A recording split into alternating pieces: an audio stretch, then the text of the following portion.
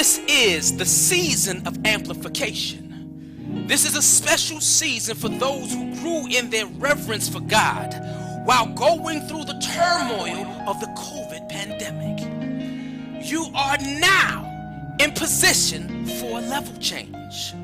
And when I say a level change, it's not a level up, but a level of depth. See, it's an Eurocentric perspective to think the higher you go in life, the closer to God you become. But in ancient African wisdom, it tells us that it is the depth of your knowledge, the depth of your wisdom, the depth of your understanding, and how you allow it to live through you in your actions that gives you the opportunity to get behind the veil where God exists. This is a special season for those who have a healthy fear in God and not in a COVID mutation or a variant that continues to put restraints on our old way of living. Because in the depth of our understanding, we know that change is imminent, and our ability to adapt to change will reflect on how we fulfill God's purpose in our lives. We are still on a mission, regardless of the COVID pandemic. This season of amplification is a special season for those who spent God's currency wisely. And that's that extra time we were given to spend in our households, to fortify our relationships with our families. That extra time we had to edify our minds, our bodies, and our spirits, so we become more prepared to walk in this new beginning. This is a special season.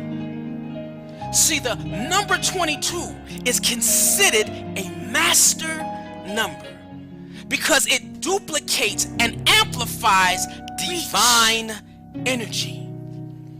At this moment in time, for the next 365 days, you are getting double the strength, double the creativity, double the protection, double the drive and determination, double the love. This season of amplification, yes, you are made ready for your spiritual breakthrough of 22. Everything is in your reach, but it's still up to you to go get it.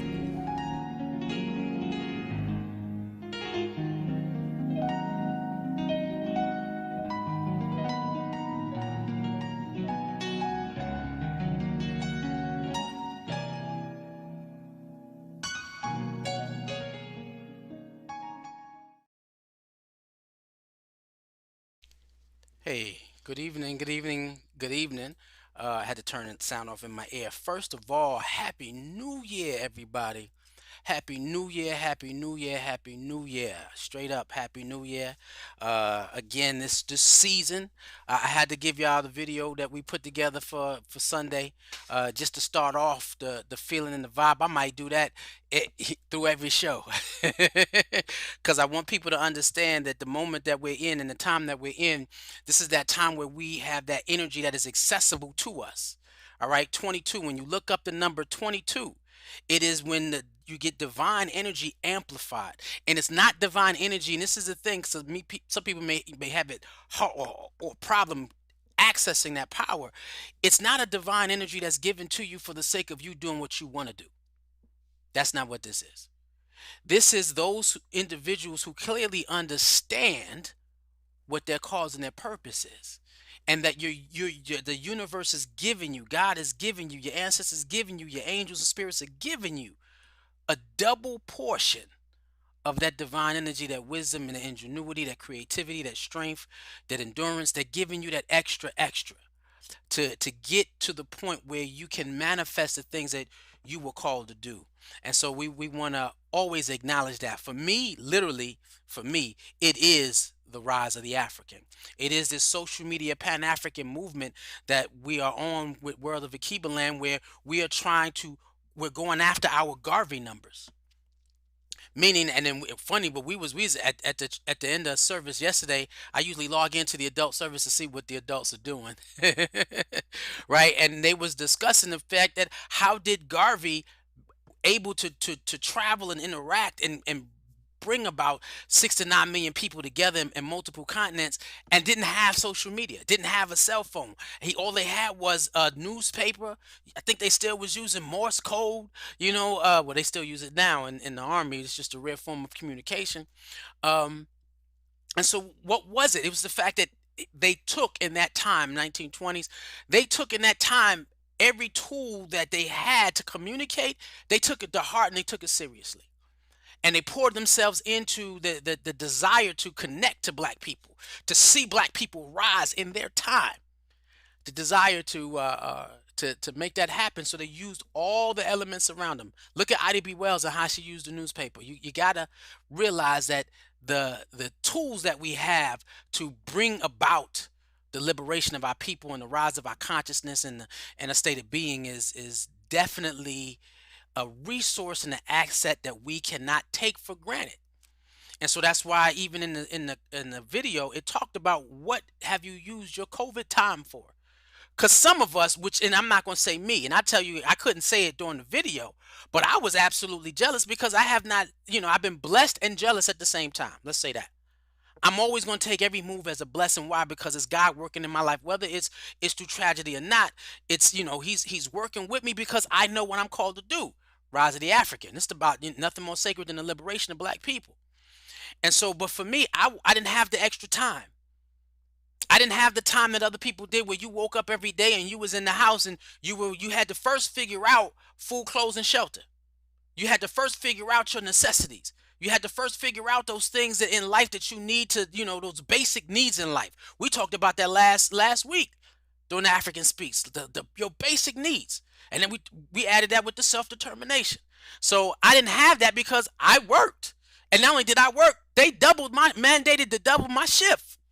And so what I said to myself during this COVID time and this experience, that I want to be able to give black people what they giving me. I want to give back. If y'all are, the ones that are at home, homeschooling their children or working remote from home or not working at all, and you find a way to get these communities to pay the bills and whatever it is, but you still got the access to the internet, and you hopefully you YouTube University for the last 2 years. If you do that, your level down should have increased. That means you have more time to say, and then sometimes, and then it's clear you don't have to. Maybe I would love to hear somebody's story who was not watching, who was not making money off the internet, who in those 2 years figured out how to make money off the internet. That would be a conversation or a story. You know what I mean? Because that's what the time has given us. For me, it said master live streaming, master communication, improve your graphics and your videography and everything else, your presentation online, because this is where it's going. I didn't get a chance to stop and start studying my, to go back and studying my mobile app development, so I can have to get my mobile app, the World of Akiba Land mobile app, because we already got the website and everything else up. So, I didn't get that. But we want to sit down and say, in this new year, allow everything that you've given yourself in the past 2 years to manifest the vision that God has for you. Woo, we're going to talk about manifestation. Wow. I talked my way all the way into that. Now, before we get it started, of course, it's always about social media, Pan-African movement. So if you're watching us on Facebook, I ask you to please hit like, comment, share. Like, comment, share. Those three simple things is because we are in our Garvey days, and we are trying to connect to black people all over under one umbrella. That time. I said I'm gonna be live streaming all week. So I got six shows that let's do it. Well, if you're watching us on YouTube, please hit subscribe, hit the bell. Why? Because you want to always be there when we live stream. When anytime we come up with a new program, new project, we want you to be there. So be on the lookout if you haven't seen it yet. Yes. So we have Afromentals, well not Afromentals, but yeah, Afromentals and Akiba Land Inspirational Sunday. It's for adults and kids simultaneously. We inspiring you. If you saw the video, the inspirational video, yeah, that was for everybody. And everybody could feel that. We're gonna do more of those. I'm gonna do a whole lot more of those. I said I needed to get my first inspirational video out with music, word, and images. I said I need to produce it. I've been trying to get that done for the last 2 years. Let me get that. 2 years. I said, yeah, I could do that. And it took me, coming into this year saying, I'm not letting it go. And so also we have we have the African Speaks. We are doing a special streaming tomorrow night for the African Speaks. So we'll be on tomorrow too. So, hopefully you can catch us. And if we can pick somebody up new, one love, let's do it. But please take a look in. And then we also have on Thursday nights, we have Afro Stream, which is news from the diaspora. Again, from a Pan-African perspective, we're trying to be one mind, one body, one people. One mind, one body, one people. That's where we at. And then on Saturdays, we got African history class at 1 o'clock and African spirituality class at 1 o'clock. And so we want to do this. Now, we want to make sure that, wait, can we do it? That you go take a look at our website. Let me see if I can get that done right there. Where's the website at? There we go. Oh, wait. Something's wrong. Ah, here it is. Let me see if I can get this up for you. Yeah, is it gonna work? Usually sometimes when I connect in it works. There we go. It takes a while to attach.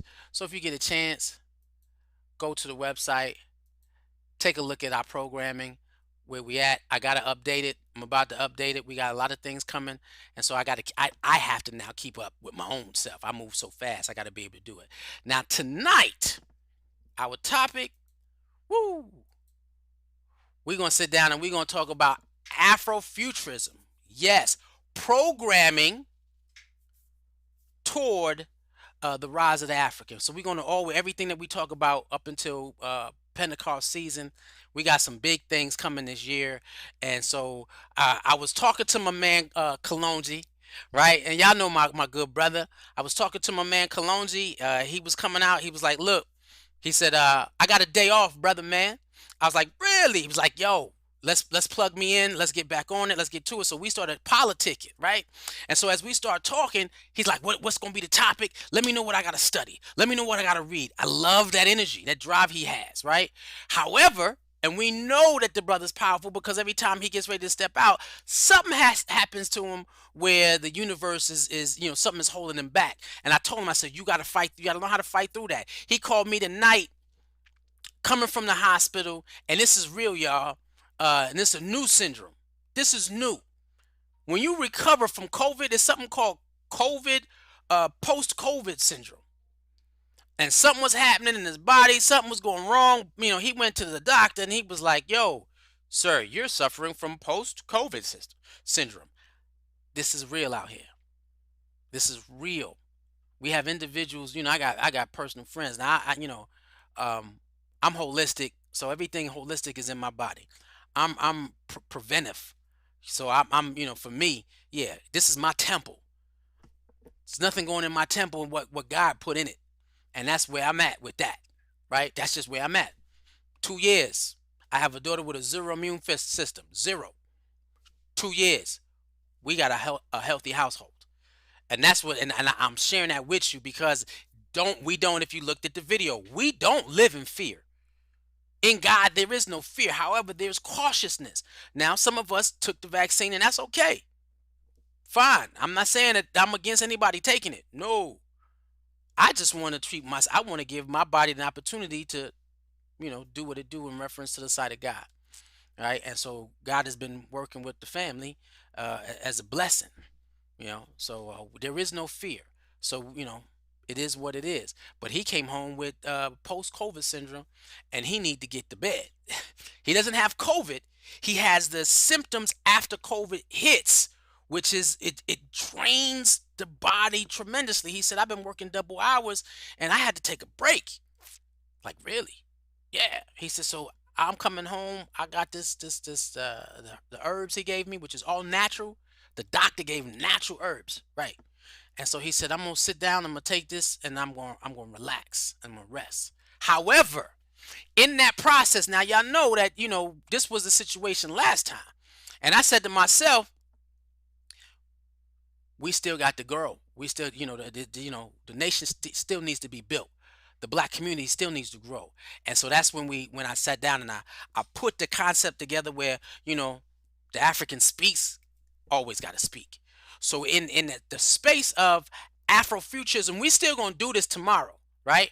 But I sat down and said, I went to my daughter and I called around to figure out how many people understand what Afrofuturism is. What is Afrofuturism? What is it? What is it gonna be? What is it? And so my daughter said, "Oh yeah, Daddy, that's the anime futuristic, bringing African culture into the future where we can see ourselves." And she was amped about it, right? That's my daughter, 23. But then I asked another friend, "Do you understand what Afrofuturism is?" And they're in their 40s, and she was like, "No, not at all." And so I said, so maybe we need to go over a series where we're dealing with this. And so I said, because dealing with the rise of the African, when we did the first part of the first series of the rise of the African, and that the connotation where we were looking at the Amistar video, and we were doing the piece where we talked about, had multiple conversations where we were saying, we need Africans who are not afraid to take over a slave ship and row us back to Africa. And we broke that clip down. And if you didn't see it, go see it, because it was so many ways to communicate that one phrase where enlightenment, and this is that same thing. So when you're dealing with Afrofuturism, we're dealing with the issue of blackness revisualized. Woo! Ain't that something? I found that up there. Blackness revisualized. So it's more than just a graphic novel entertainment. So it's graphic novels, writing stories where we see ourselves in the future despite the slavery and colonialism of our past. Let's get that right. Despite the slavery and colonialism in our past, we're able to overcome those scenarios to find ourselves in the future, deep future, or even, it could be your 5 years from now, which is the future. But the future, when you're dealing with highly technological beings in a highly technological world, we see ourselves there.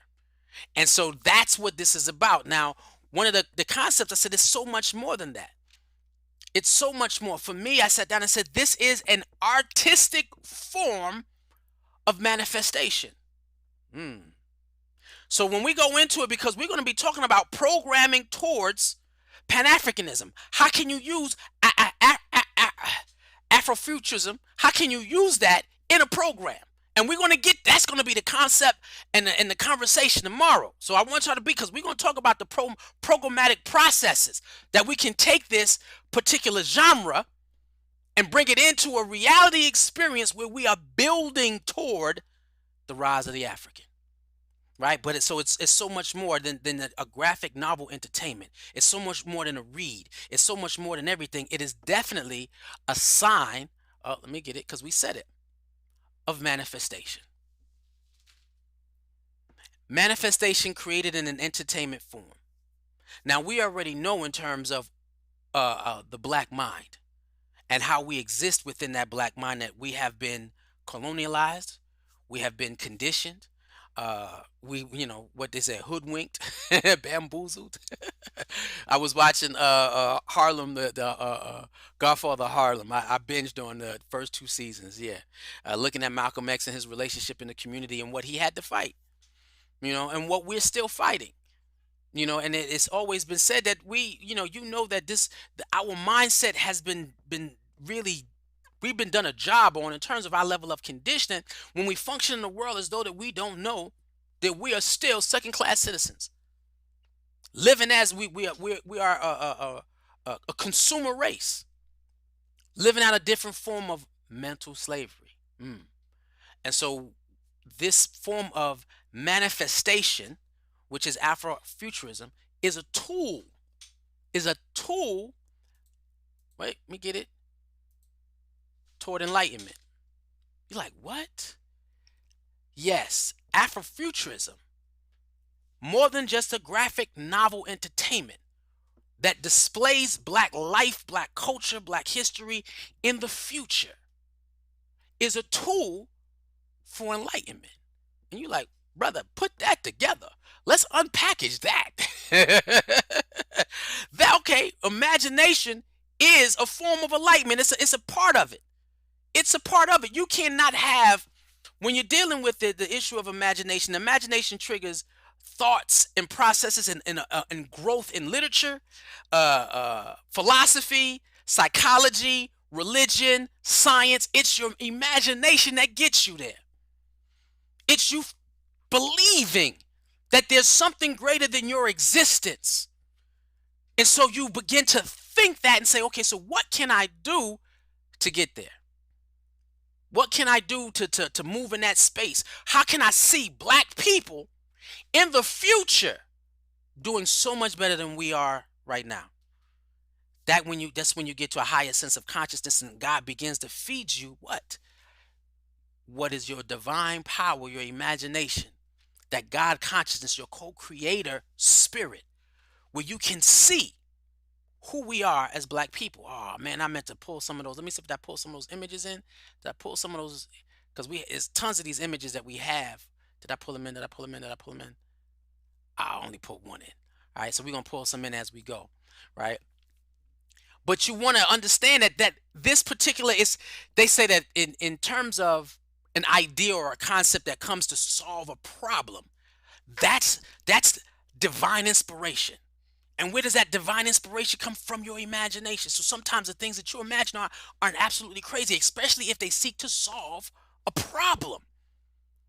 And so even if it's not solving, so Afrofuturism is a problem. The problem it solves is it unlocks our process of thinking of what we can be.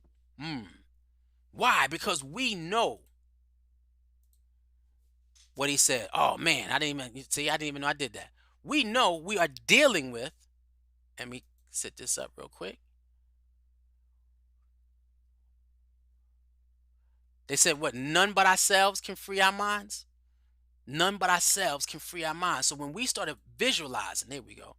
We start visualizing ourselves in the future at a producing as a people, contributing to the world society. It changes how we see ourselves. And then we think that, wait a minute, is this possible? And so then we create a life around the experience of what we can pull in for ourselves in the future. Because that's what Afrofuturism begins to solve. Yes, that's what it begins to solve. The acceptance of black inferiority. Woo! Ain't that something? We say that's a pillar statement in my community. We've accepted our inferiority, so they don't think. Afrofuturism battles against that, because I don't know how many shows I grew up where you see futuristic shows, but you see no black people. And I have a clip that we'll be playing later so that you get a full understanding of what Afrofuturism is, because we're going to be discussing what does a program look like that inherits the concept of Afrofuturism, where black people will be able to engage with each other on a high level. Why? Because when you sit down and you talk about Afrofuturism and being able to see ourselves in the future, because when you don't see yourself in the future, we're not achieving it. And you look at, and I had this before in another show, the African diaspora, how large our numbers are. How large. We got 83 million people in Brazil, 46 million plus people in the United States. And then you got Haiti, 11 million, Venezuela, 6 million. Imagine in the future that none of this exists. And that's where they want you. And this is why when you're looking at shows and you don't see yourself in these TV shows, which is why you got to be conscious about the TV shows you watch. Because it'll affect your imagination of your ability to see your own future. What are you watching? What are you using? What are you putting? Wow, a man thinketh, so is he. That's why they said that the power of life and death is in your tongue. What is that telling you? What is somebody telling you you are? You don't exist in the future because you don't matter today. That's the acceptance of black inferiority. Afrofuturism battles up against that. It's a process of manifestation so that we could see our future. That's why this was so important. It was Afrofuturism at its highest form. The success rate globally, the black movie that toppled every Marvel movie, and none of them came close. And then it grossed $1.3 billion worldwide. Why? Because the diaspora of African people, woo, let's get this. The diaspora of African people got to see who they are. What? The diaspora of African people got to see who they are. So when you're dealing with the issue of Afrofuturism and how it affects and what you're looking at, what you receive. At first, I didn't go out there and I didn't get dressed. I didn't go crazy for the movie because I knew the movie would be a cult classic. Now, the issue is, my thing is, I took it differently. My thing is, what do I create once the kids in the church, in the program, the community, what do I create once they go see that? How do I bring that home and to create an experience around them where they can see themselves in that situation and that experience? With Afrofuturism. Again, manifestation.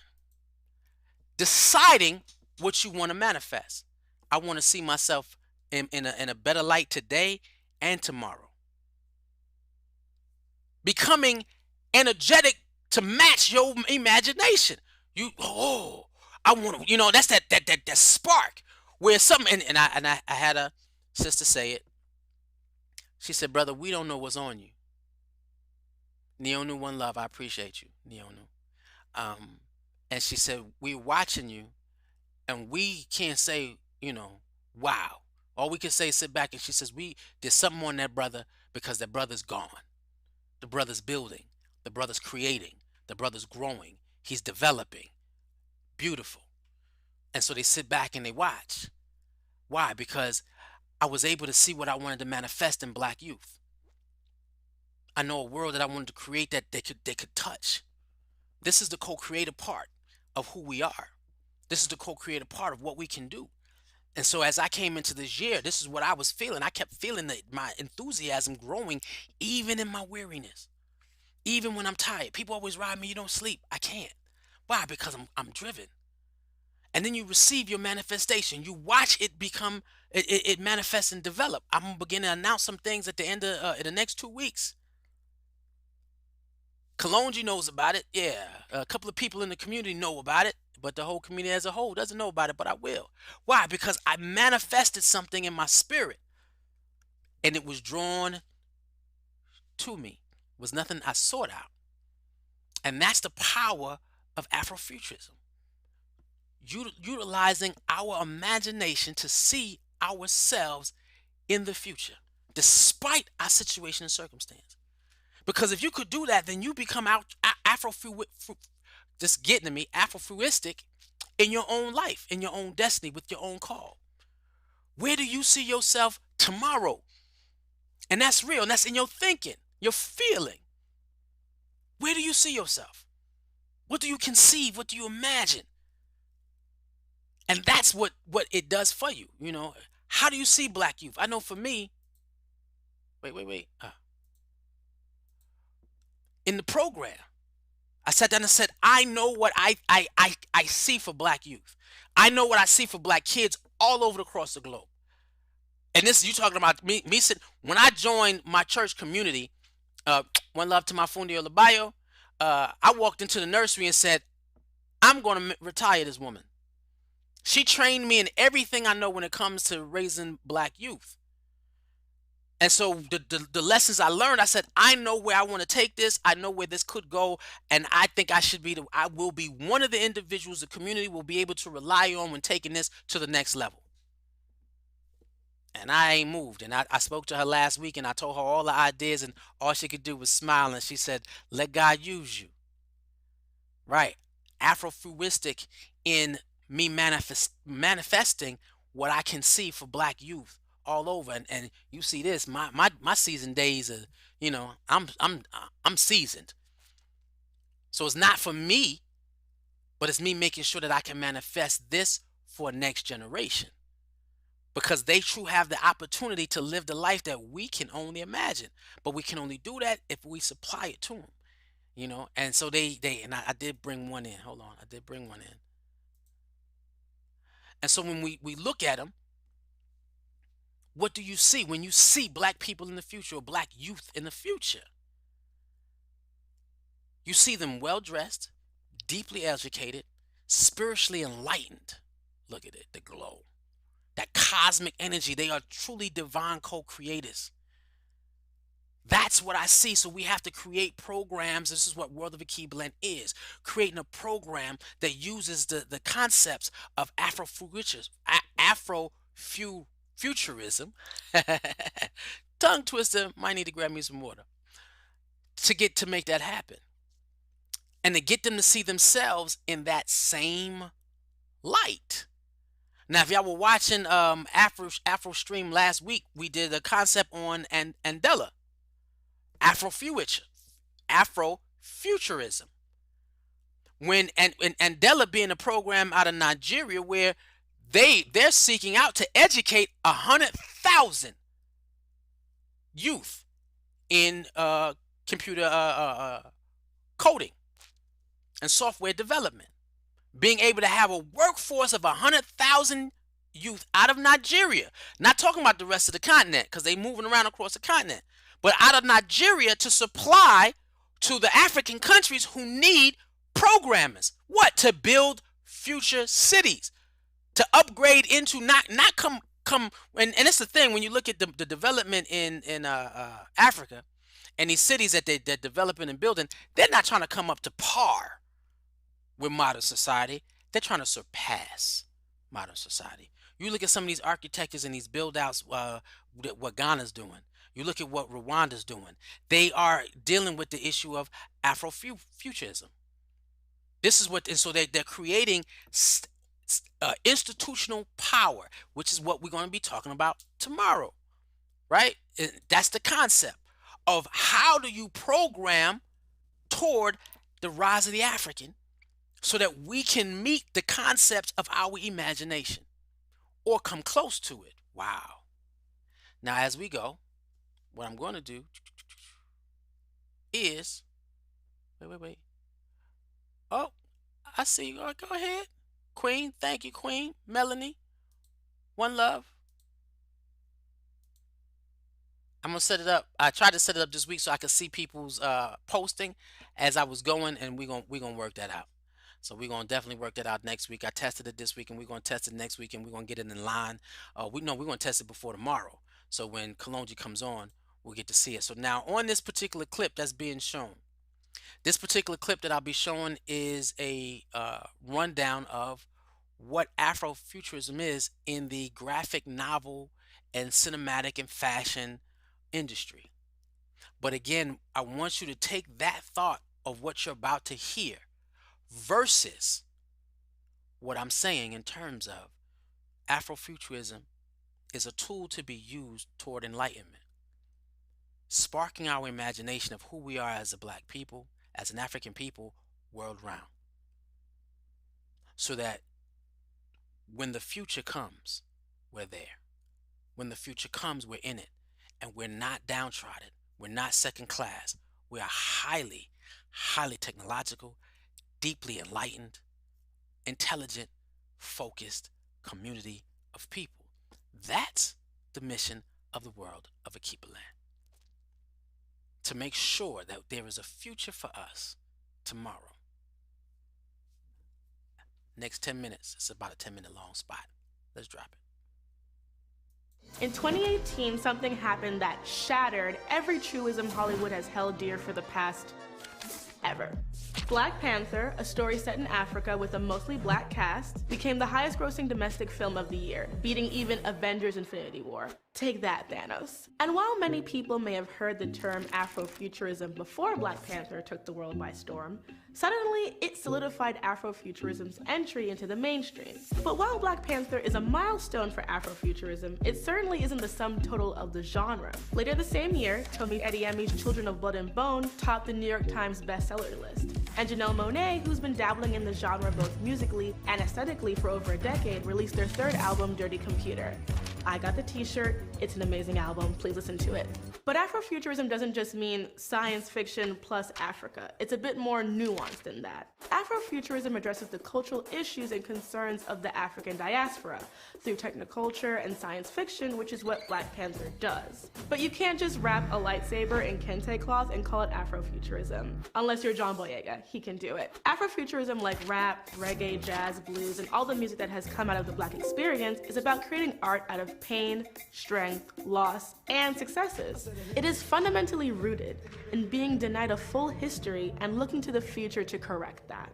In his 1994 essay, Black to the Future, author and lecturer Mark Derry asks, can a community whose past has been deliberately rubbed out and whose energies have subsequently been consumed by the search for legible traces of its history imagine possible futures? And this is where Afrofuturism comes in.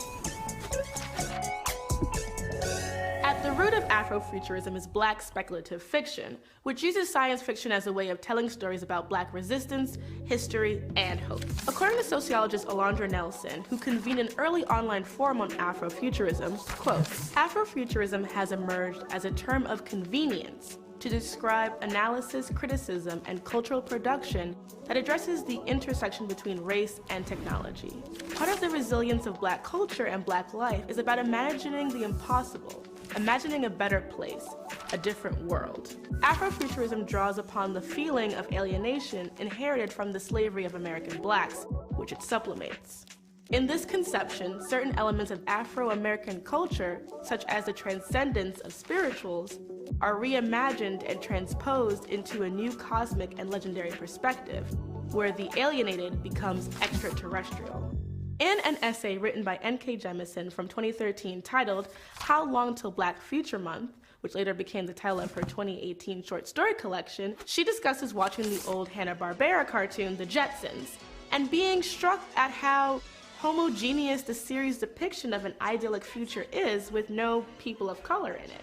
According to Jemisin, quote, there is nobody even slightly brown in the Jetsons world. Even the family android sounds white. Here I am, sir. This is supposed to be the real world's future, right? Albeit in a silly, humorous form. Thing is, not white people make up most of the world's population, now as well as back in the 60s when the show was created. So what happened to all those people in the minds of this show's creator? Are they beneath the clouds where the Jetsons never go? Was there an apocalypse or maybe a pogrom? Although the mainstreamification of Afrofuturism is relatively new, its themes have appeared in literature for over a century. In 1899, Charles W. Chestnut published a collection of short stories called The Conjure Woman, which discussed themes of Black resistance and revenge against antebellum culture using traditional African-American spirituality. Beginning in 1902, Of One Blood was published serially by Pauline Hopkins, which talks about a man who goes on an expedition to Ethiopia and discovers a hidden, technologically advanced civilization. It's basically Wakanda before Wakanda. The novel also explores the protagonist's own anti-Blackness and ignorance towards Black history. He goes to Ethiopia to find treasure, but instead finds his own form of Black identity. In the 1920s, W.E.B. Du Bois wrote among the first post-apocalyptic short fiction with Black subjects called The Comet. In the story, Du Bois writes about a Black man named Jim Davis, the only man left alive after a comet hits New York City and unleashes toxic gases that kill everyone except himself and a white woman named Julia. Jim rises as a symbol of the savior and hero of the narrative, a new Adam in this destroyed New York. In the book Afrofuturism, The World of Black Sci-Fi and Fantasy Culture, Yatasha L. Womack, a leading Afrofuturist, explains that the story is one of the first to portray that Blackness is not a mark of shame but a source of pride, establishing a space where Black culture can thrive. No conversation about Afrofuturism would be complete without Octavia E Butler, widely considered the grande dame of sci-fi today. I call her the GOAT personally. Starting with the release of her first book, Pattern Master, in 1976, Butler went on to release a dozen science fiction novels featuring Afrofuturist themes. While she wasn't as appreciated in her time, renewed interest in Afrofuturism has led to a surge of new readers of her work. Her books are now often included in many high school and college required reading lists. That Butler is only recently getting her due reflects how slow the mainstream has been to take interest in Black fiction. But hey, we're getting there. Noted modern works that fall under the Afrofuturist umbrella include Nnedi Okorafor's Who Fears Death and Binti. Binti is a novella about a girl that overcomes humble beginnings and is offered a place at Nza University, one of the most prestigious institutions of higher learning in the galaxy. But a great deal of the series focuses on Binti trying to reconcile her heritage with her own natural intelligence and personal goals. An Unkindness of Ghosts by River Solomon, who was a Campbell Award nominee for Best New Writer in 2018, explores how sustained acts of abuse and violence can shape a culture and people. This one takes place on a generation ship that is not only stratified based on race, but also extremely restrictive of any nonconformity, especially with regard to gender. It is effectively coping with the violence of colonialism in space. Afrofuturist storytellers take advantage of the speculative nature of the genre by simultaneously creating new worlds and deconstructing the racial politics of this one. One of the criticisms lodged against dystopian fiction, like Margaret Atwood's The Handmaid's Tale, or Suzanne Collins' The Hunger Games trilogy, is that even in the worst of futures, there's no place for Black bodies because either they were banished or just seemed to disappear. This is why it's important to recognize the thematic elements of Afrofuturism that go beyond the idea that Afrofuturism is just science fiction plus Africa. Afrofuturism is about reclaiming our past in order to craft our future, and that is done by infusing Black sound and stories with forward-thinking desire to see how our culture could have evolved, or could still evolve, unhindered by colonial influence. Here's how author N.K. Jemisin put it as part of a panel in 2016. Quote, "I think one of the most radical things that anyone in this world can do is imagine that Black people have a future. Through Afrofuturism, Black society has a future that is beyond the clouds, just like everyone else." One final question we should ask: is Afrofuturism too broad a term? Some African authors, like Okorafor, reject the title of Afrofuturism because they do not write through the perspective of Western Blackness. Okorafor is a Nigerian American who is deeply connected to African culture, and she explains in her TED Talk how she writes science fiction through that lens. Quote, "I can best explain the difference between classic science fiction and Afrofuturism if I use the octopus analogy. Like humans, octopuses are some of the most intelligent creatures on Earth. However, octopus intelligence evolved from a different evolutionary line, so the foundation is different. The same can be said about the foundations of various forms of science fiction. In non-Western culture, the mystical coexisting with the mundane is normal."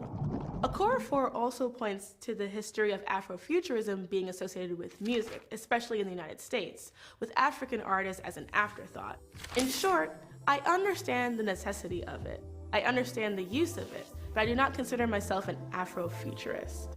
As we enter a post-Black Panther era, Afrofuturism is not just a cultural aesthetic, philosophy of science, and philosophy of history, but also a money-making machine. Disney, Marvel, and Ryan Coogler turned the story of the first Black comic book superhero into a film that became the 12th highest-grossing film of all time, with over $1.35 billion worldwide. Coogler took the story and infused it with the kind of narrative that is at the heart of Afrofuturism: the possibility that Africa and its descendants could have a powerful present and future, and made it immensely entertaining and marketable. It will genuinely be exciting to see Afrofuturism grow and expand as more Black authors tackle the questions, claim the aesthetic, and build upon its core idea that not only do Black people across the world have a future, but it's going to be pretty darn lit because we created it for ourselves. Because we created it for ourselves. We created it for ourselves. Can you even get to that point where you imagine what we create with that third eye? That's why I said the imagination is a tool.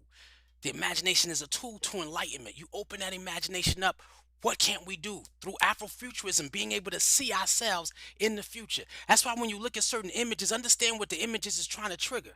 It's trying to trigger your mindset.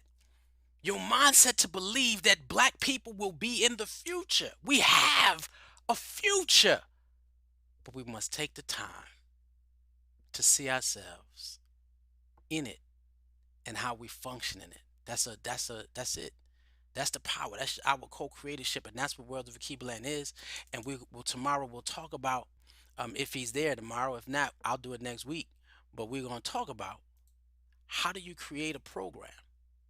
How do you create a program that focuses on using Afrofuturism as a tool or a concept? How do you do that?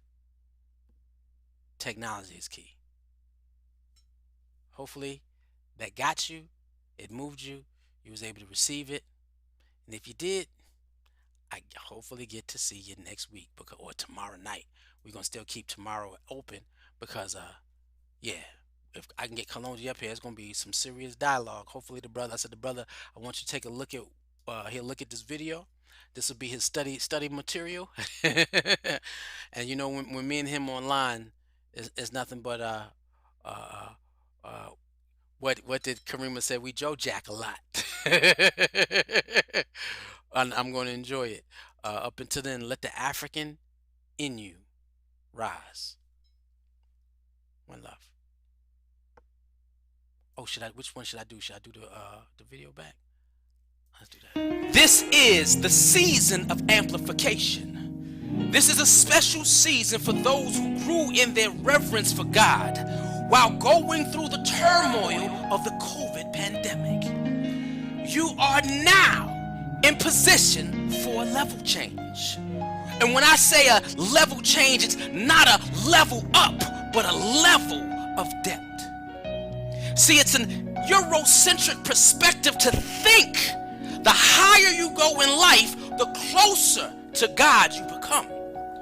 But in ancient African wisdom, it tells us that it is the depth of your knowledge, the depth of your wisdom, the depth of your understanding, and how you allow it to live through you in your actions that gives you the opportunity to get behind the veil where God exists. This is a special season for those who have a healthy fear in God and not in a COVID mutation or a variant that continues to put restraints on our old way of living. Because in the depth of our understanding, we know that change is imminent, and our ability to adapt to change will reflect on how we fulfill God's purpose in our lives. We are still on mission, regardless of the COVID pandemic. This season of amplification is a special season for those who spent God's currency wisely. And that's that extra time we were given to spend in our households, to fortify our relationships with our families. That extra time we had to edify our minds, our bodies, and our spirits, so we become more prepared to walk in this new beginning. This is a special season. See, the number 22 is considered a master number because it duplicates and amplifies divine energy. At this moment in time, for the next 365 days, you are getting double the strength, double the creativity, double the protection, double the drive and determination, double the love. This season of amplification, yes, you are made ready for your spiritual breakthrough of 22. Everything is in your reach. but it's still up to